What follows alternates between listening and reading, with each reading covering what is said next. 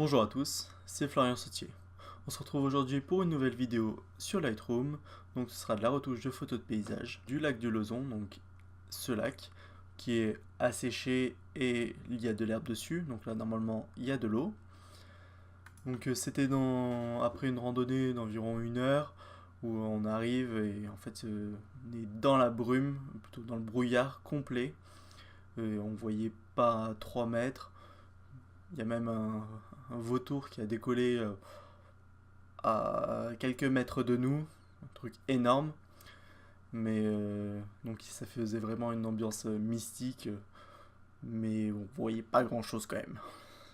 Et il faut savoir que ça a été pris avec le 12 mm de Samyang et le X-T1 de chez Fujifilm.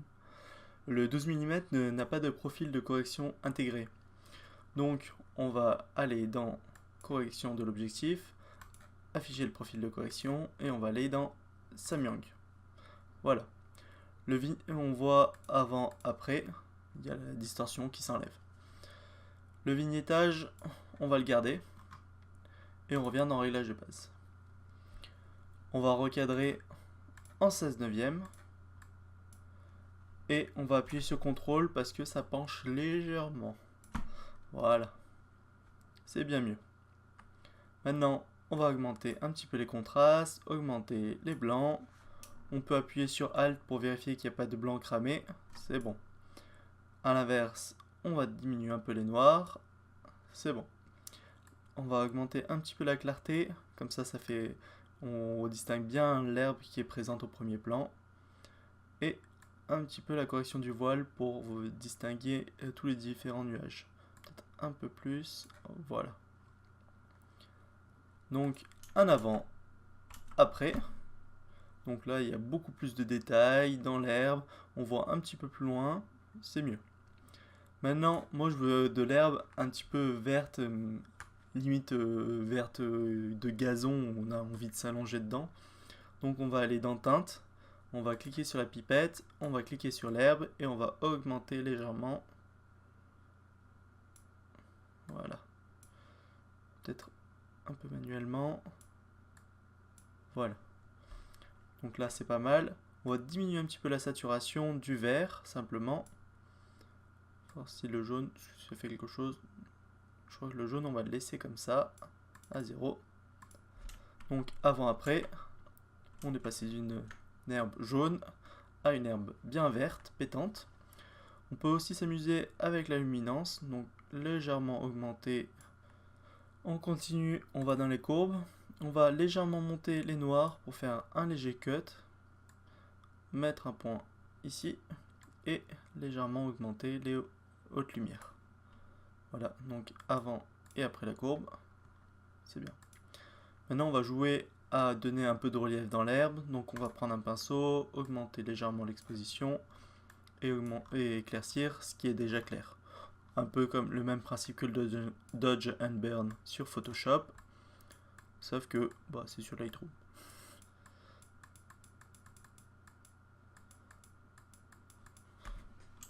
On peut appuyer sur O pour savoir là où on peint.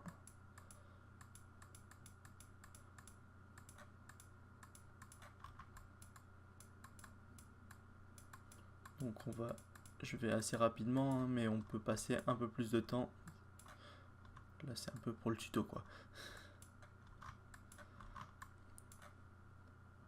Voilà. Donc on va mettre à 0,3, ça va bien. On va faire la même chose, mais en diminuant un petit peu l'exposition.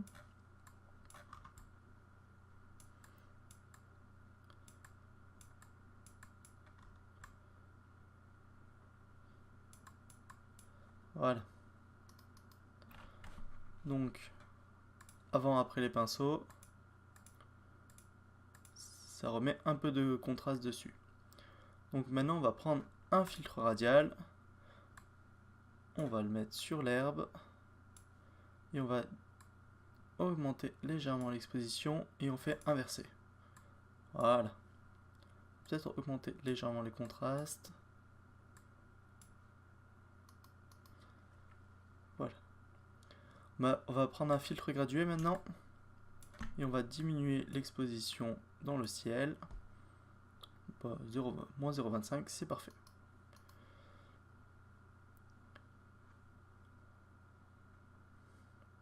On va maintenant dans les détails. On va augmenter les détails. On veut pas que ça s'applique de partout, donc on appuie sur Alt et on va venir glisser un peu le curseur. Donc là c'est bien, ça s'applique que en bas. Ça donne un effet netté assez élevé. On va légèrement augmenter la luminance. Et voilà. Donc un petit avant-après, donc on est passé d'une photo dans la brume, mais avec une herbe qui est, moi je ne trouve pas très esthétique, avec peu de contraste et on distingue guère tous les détails. Là on voit beaucoup mieux la montagne derrière et le vert on a vraiment envie de se plonger dedans et on distingue le souffle du vent qui soufflait sur l'herbe, c'est beaucoup plus intéressant. Donc voilà, l'épisode est fini. C'est la fin d'une série de vidéos d'un défi que je me suis lancé. Le but était de faire une vidéo par jour. J'espère que ce concept vous a plu. Moi j'ai adoré le faire. J'ai eu de nombreux retours très positifs. D'ailleurs même lors d'un shoot dans la montagne, il y a un mec, il m'a reconnu et il m'a demandé « Mais c'est toi qui fais des vidéos YouTube ?» J'ai halluciné. Et donc là, j'aurais plus le temps ni le matériel pour faire les vidéos, car je vais en stage chez Art Photo Lab, donc un laboratoire de photo à Paris, pendant un mois. Donc je sais pas si j'aurai le temps de faire une vidéo soit par semaine ou de recontinuer après. Donc n'hésitez pas à me dire ce que vous en avez pensé, c'est très constructif. Voilà.